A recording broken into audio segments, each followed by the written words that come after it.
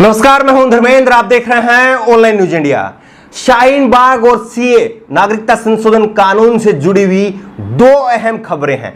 दोनों खबरों पर विस्तार से चर्चा करेंगे और विस्तार से आपको बताएंगे कि किस तरह से शाहीन बाग को लेकर के और नागरिकता संशोधन कानून को लेकर के मेन स्ट्रीम मीडिया में किस तरह से खबरें चलाई जा रही हैं और उन खबरों की सच्चाई क्या है, वास्तविकता क्या है। इस खबर को जो है, इस वीडियो को जो है अंत तक जरूर देखिए। सबसे पहले बात करेंगे शाहीन बाग को लेकर के और उसके बाद में नागरिकता संशोधन कानून को लेकर के एक बड़ी खबर सामने आई है, उस खबर पर चर्चा करेंगे। सबसे पहले बात करते हैं शाहीन बाग को लेकर के।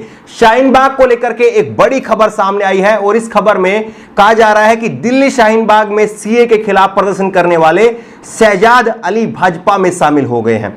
भगवा पार्टी में शामिल होने के बाद शहजाद अली ने कहा कि मैं भाजपा में शामिल हुआ हूं ताकि हमारे समुदाय में शामिल उन लोगों को गलत साबित किया जा सके जो सोचते हैं कि बीजेपी हमारी दुश्मन है।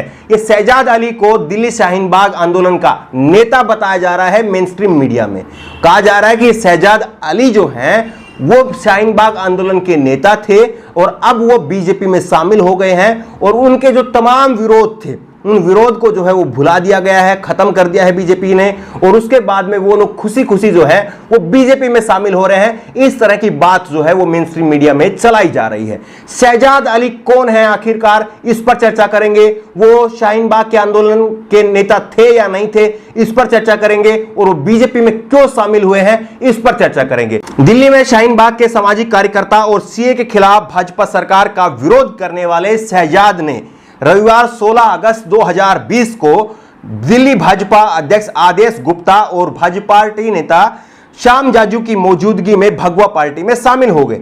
भाजपा में शामिल होने के बाद उन्होंने कहा कि मैं भाजपा में शामिल हुआ हूं ताकि हमारे समुदाय के उन लोगों को गलत साबित किया जा सके जो सोचते हैं कि भाजपा हमारी दुश्मन है। उन्होंने कहा कि हम सीए की चिंताओं पर एक साथ बैठेंगे। शहजाद अली कुछ दिन पहले भाजपा के मुखर विरोधी थे और शाहीन बाग में सरकार के खिलाफ बुलंद आवाज करने वालों में से एक थे। शाहीन बाग में धरना खत्म होने के बाद उनका रुख बदला बदला नजर आ रहा था। उन्होंने सोशल मीडिया पर सरकार का पक्ष लेना शुरू कर दिया था। तो शाहीन बाग का नेता जो है वो शहजाद अली को बताया जा रहा है और कहा जा रहा है कि कुछ दिन पहले ही जो है सोशल मीडिया पर इन्होंने फेसबुक ट्विटर पर जो है इन्होंने बीजेपी सरकार का पक्ष लेना शुरू कर दिया था।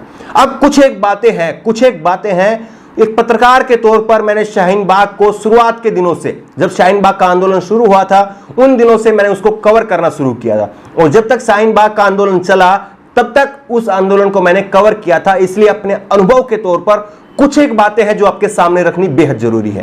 पहली बात, कहा जा रहा है कि शाहीन बाग के नेता शहजाद अली भाजपा में शामिल हो गए हैं। इस लाइन को आप समझिए। शाहीन बाग का जो आंदोलन था, शाहीन बाग का आंदोलन का कोई एक नेता था ही नहीं। शाहीन बाग का एक नेता तो क्या 2, 3, 4, 5 कोई भी ऐसे लोग जो हैं 10 लोग जो हैं वो ये दावा नहीं कर सकते कि वो शाहीन बाग आंदोलन के नेता रहे हैं। शाहीन बाग का आंदोलन का जो है वो अगुवाई कर रही थी वहां की महिलाएं, वहां की दादियां, बुजुर्ग, महिलाएं, बच्चे जो हैं वो शाहीन बाग के आंदोलन की अगुवाई कर रहे थे। इसलिए एक नेता किसी को बताना वो गलत होगा। हाँ, यह बात जरूर सही है कि कुछ लोग जो हैं वहां पर मंच पर आकर के भाषण देते थे, शेरो शायरी करते थे और अपने आप को नेता बनाने की कोशिश कर रहे थे। यह बात जरूर सच है, लेकिन कोई एक व्यक्ति ये कहे कि वो शाहीन बाग आंदोलन का नेता था या मीडिया उसको कहे कि वो शाहीन बाग आंदोलन के नेता थे तो यह बात गलत है। दूसरी बात यह है कि शाहीन बाग दिल्ली की एक जगह है, यह बात सच है, लेकिन केवल वो एक दिल्ली की जगह है यह बात सच नहीं है। बल्कि शाहीन बाग जो है वो सीए एनआरसी के खिलाफ जो है वो एक आंदोलन था और ये शाहीन बाग के नाम से पूरे देश भर में अलग अलग जगह पर जो है वो आंदोलन चला। वो शाहीन बाग की जो है वो खासियत रही। शाहीन बाग आंदोलन का जो है वो नाम दिया गया वहां पर। शाहीन बाग दिल्ली का एक आंदोलन या दिल्ली की एक जगह जो है वो नहीं है, बल्कि देश भर में जो है वो अलग अलग जगह पर जो है वो शाहीन बाग बने। ये दूसरी सच्चाई है। और तीसरी बड़ी खबर, इस बात की जो है फिर आगे आपको बताएंगे, इस खबर का जो है कुछ हिस्सा जो है वो आगे आपको बताएंगे।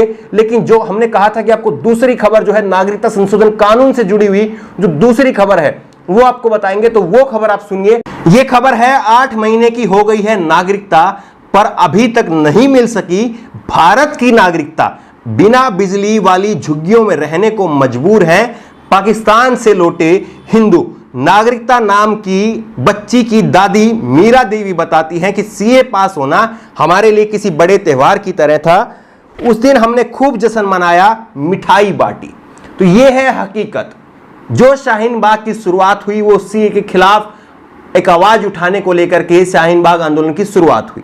और वो शाहीन बाग के नाम पर बीजेपी जो ढोल पीट रही थी, बीजेपी जो अपनी बड़ी उपलब्धि बता रही थी कि हमने पाकिस्तान से आए हिंदू शरणार्थियों को भारत की नागरिकता देंगे, वहां तब जो है एक बच्ची की जो है, जब जिस वक्त में सीए पास हुआ था, संसद से जो है इसको अमेंडमेंट करके पास किया गया था, उस वक्त में एक बच्ची का नाम नागरिकता रखा गया था।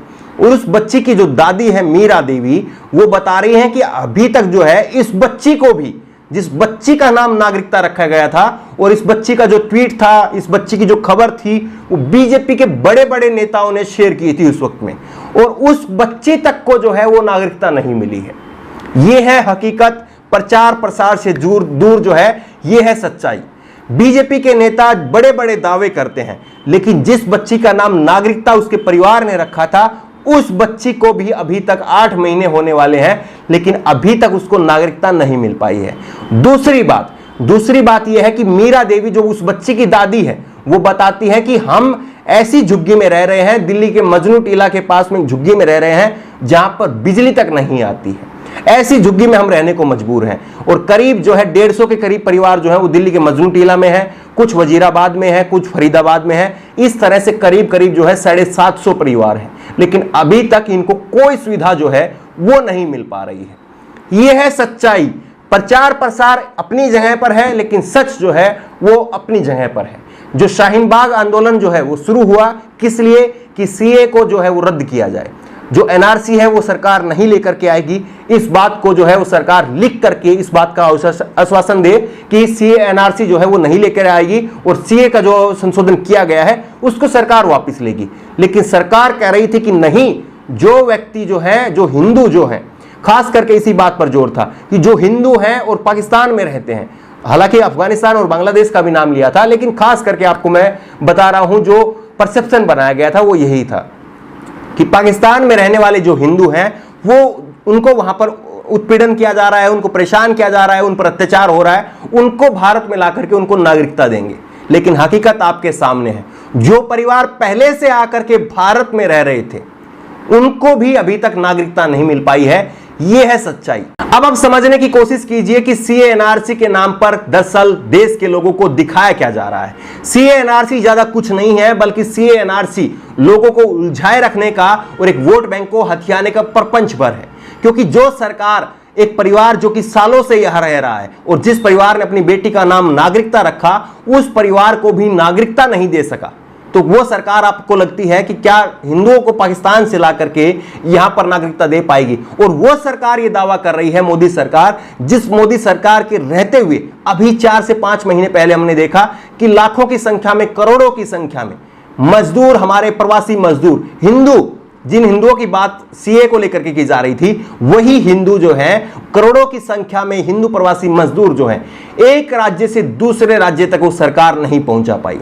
उनसे किराया वसूला गया, भाड़ा वसूला गया, और वही परिवार जो है, लाखों करोड़ों हिंदू जो है, भूखे पेट नंगे पैर अपने अपने घरों को कई हजार किलोमीटर तक पैदल जाने को मजबूर हो गए। और वही सरकार दावा कर रही है कि हम सीए एनआरसी के नाम पर पाकिस्तान में जो हिंदुओं का उत्पीड़न किया जा रहा है, पाकिस्तान में जो हिंदुओं के साथ में अत्याचार किया जा रहा है, उनको जो है वो यहां ला करके हम उनको नागरिकता देंगे। ये कितनी दोहरी मानसिकता है सरकार की और कितना दोहरा रवैया है, वो साफ तौर पर जो है वो स्पष्ट हो जाता है। और जिन शहजाद अली को लेकर के मीडिया ये चला रहा है कि शाहीन बाग का आंदोलन, जो नेता है शाहीन बाग के, वो सरकार के साथ में आ गए हैं।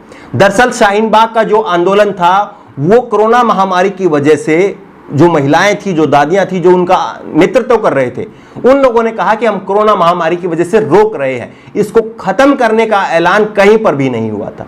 और अब जो है बीजेपी और मीडिया की तरफ से यह प्रचारित किया जा रहा है कि शाहीन बाग के जो नेता हैं वो बीजेपी में शामिल हो गए हैं, यानी कि शाहीन बाग का जो आंदोलन था, सीएनआरसी के खिलाफ जो आंदोलन था, वो पूरी तरह से खत्म हो गया है। खबर की सच्चाई और खबर की हकीकत जो है वो आप तक हमने पहुंचाने की कोशिश की है। क्या आपको लगता है कि इस तरह से एक व्यक्ति जिसको आपने शायद ज्यादा देखा भी नहीं होगा, आपको लगता है कि यह अकेला व्यक्ति जो है वो शाहीन बाग का नेतृत्व कर रहा होगा? आपको कहीं से लगता है? लेकिन प्रचार करने का जो है बीजेपी का अपना जो है वो कला है और बीजेपी उसी कला में महारत हासिल है। और बीजेपी अब ये सोच रही है कि लॉकडाउन जैसे धीरे धीरे अब खुल रहा है तो कहीं शाहीन बाग जो है दोबारा से खड़ा ना हो जाए और कहीं शाहीन बाग के नाम पर दोबारा से आंदोलन जो है वो शुरू ना हो जाए। शायद इसीलिए जो है बीजेपी ने एक ये नया सफूगा जो है वो लोगों के बीच में छोड़ा है। इस खबर को लेकर के आपकी क्या राय है? क्या आपको लगता है कि वाकई शहजाद अली ही एक व्यक्ति है जिनकी वजह से शाहीन बाग का आंदोलन चल रहा था, या सिर्फ और सिर्फ जो है ये बीजेपी की लोगों को जो है वो गुमराह करने की, भटकाने की एक कोशिश भर है? इस खबर को लेकर के आपकी जो भी राय हो नीचे कमेंट बॉक्स में अपनी राय जरूर दें और इसी तरह की तमाम खबरों के लिए ऑनलाइन न्यूज़ इंडिया को सब्सक्राइब करें। धन्यवाद। इस खबर को अभी लाइक करें, शेयर करें और ऑनलाइन न्यूज़ इंडिया की सभी खबरें अपने मोबाइल फोन पर सबसे पहले देखने के लिए अभी चैनल को सब्सक्राइब करें और घंटी जरूर दबाएं।